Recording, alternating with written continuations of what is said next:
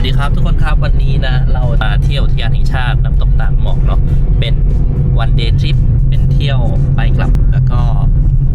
เราเสียค่าเข้า2คนแล้วก็รถ1คันนะครับ70 บาทขับรถเข้าไปอีกประมาณ19กิโลพอขับรถเข้าไป19กิโลจะมีที่จอดนะครับนี่ดูนี่เส้นทาง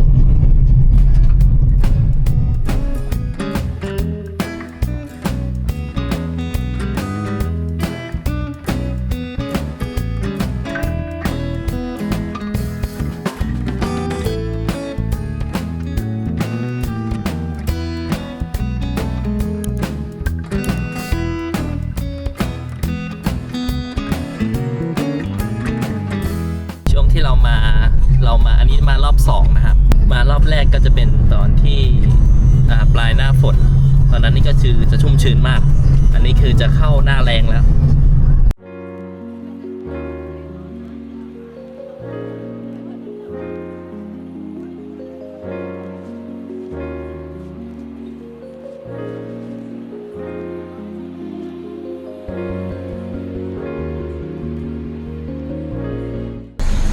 เป็นจุดที่เราต้องลงทะเบียนก่อน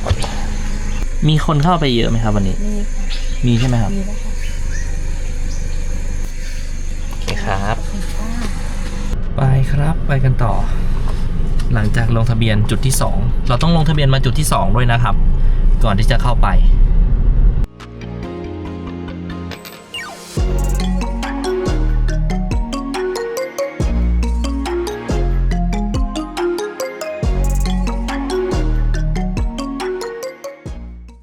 เดี๋ยวก่อนถึงจุดพักรถมันจะเป็นต้นไม้นะครับใหญ่มากที่มันจะพาดผ่านถนนจากอีกฝั่งหนึ่งไปอีกฝั่งหนึ่งนะครับเดี๋ยวจะถ่ายให้ดูว่าเป็นยังไงครับเราใกล้ถึงจุดที่ต้องจอดรถแล้วก็ใกล้ถึงจุดที่ต้องจอดรถแล้วก็เดินแต่ว่าจะเห็นต้นไม้ต้นใหญ่นี่ไงต้นนี้ไงครับทุกคนนี่ต้นใหญ่มาก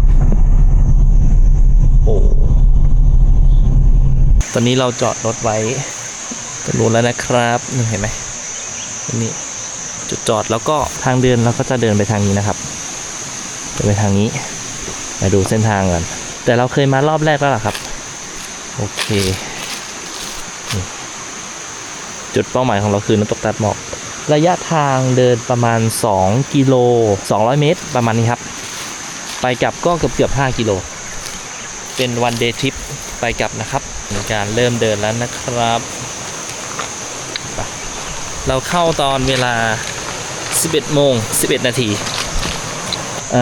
มาที่นี่นะครับจะไม่มีสัญญาณโทรศัพท์นะครับแล้วก็ระยะทางเดินก็ไม่ไกลมาก2กิโล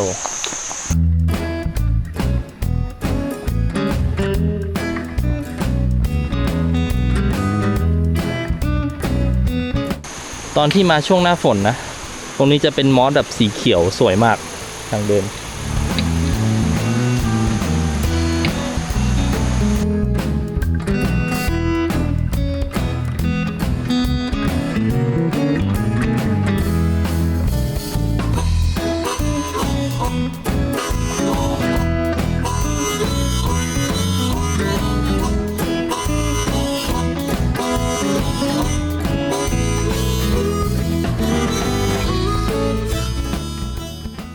นี่เป็นป้ายบอกนะครับป้ายบอกทางแป๊บเดียวก็จะถึงแล้วครับเดินมาได้20 นาทีเองนะถึงนี่แล้วอันนี้ต้นไม้นี่มันล้มนะครับแต่มันยังไม่ตายนะต้นนี้ดูดิสวยมากอีก1กิโล700 เมตรทำไมเหมือนใกล้จังใช่เรามาครั้งที่แล้วเหมือนไกลกว่านี้นะ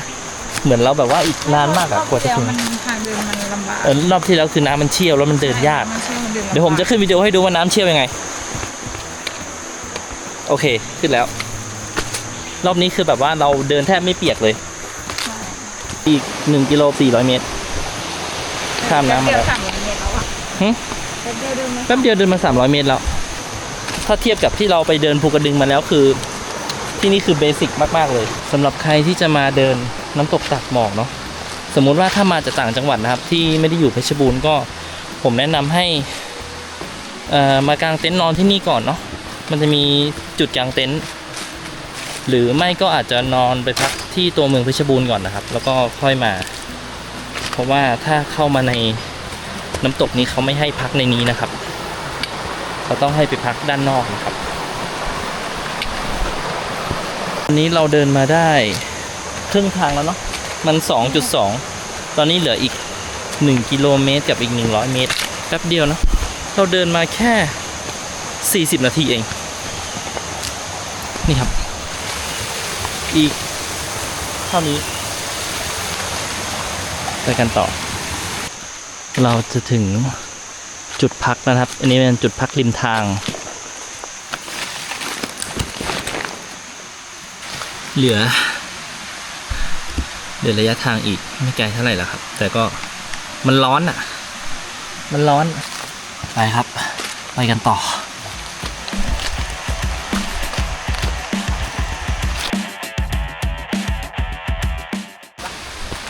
อีก500เมตรก็ถึงแล้ว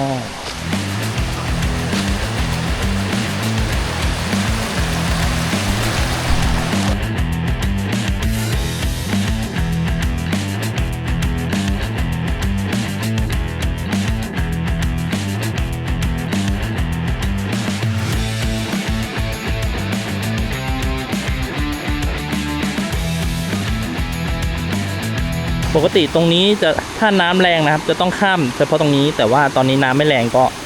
เดินข้ามปกติทางนี้ได้เลยก็ขึ้นไปทางนู้นนะครับ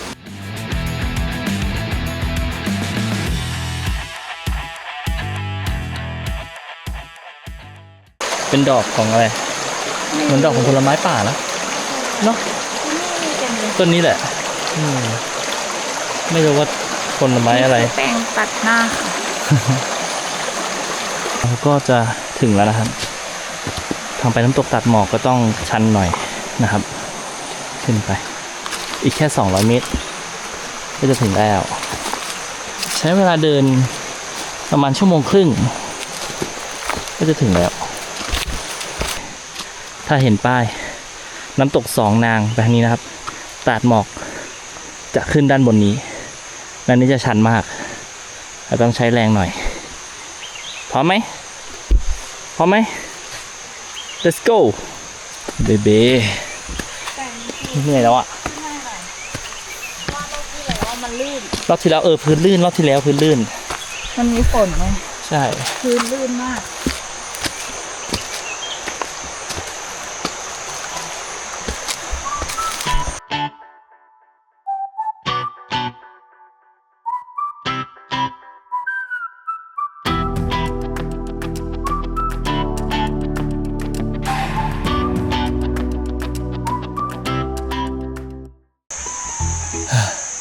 หลังจากขึ้นทางชันมาเตรียมน้ำมาดีเลยถ้าเตรียมน้ำมาอีกไม่ถึง200เมตรเราก็ถึงแล้ว100เมตรก็ถึงแล้ว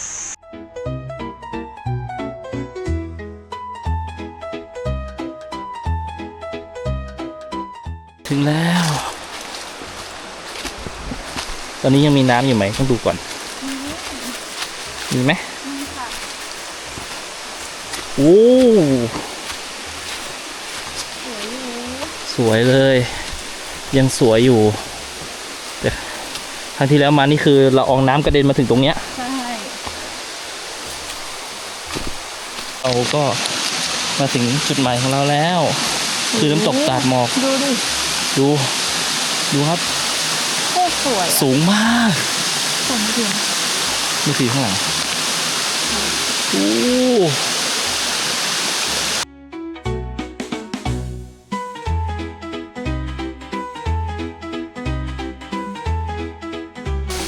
อลังการมากแบบสุดๆเลย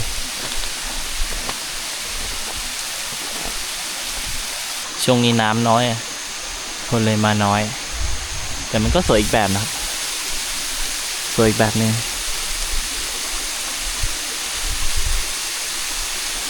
ครั้งที่แล้วเรามาก็ เป็นช่วงปลายฝนนะน้ำจะแรงมากฝน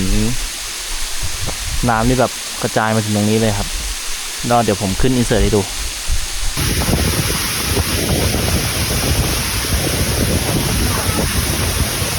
เป็นไงครับช่วงหน้าฝนตอนนั้นคือน้ำแรงนะอันนี้คือมันจะเข้าหน้าแรงแล้วแต่มันก็มีน้ำอยู่นะครับถือว่าโอเคลมเย็นสวยเลยบรรยากาศดีด้วยใกล้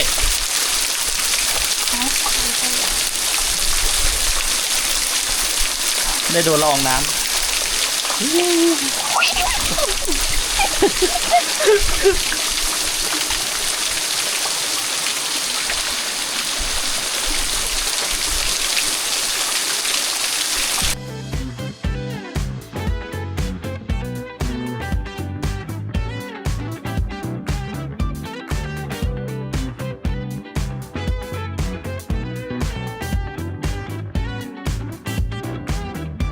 เย็นมาก เอาเลยดูคุณลุก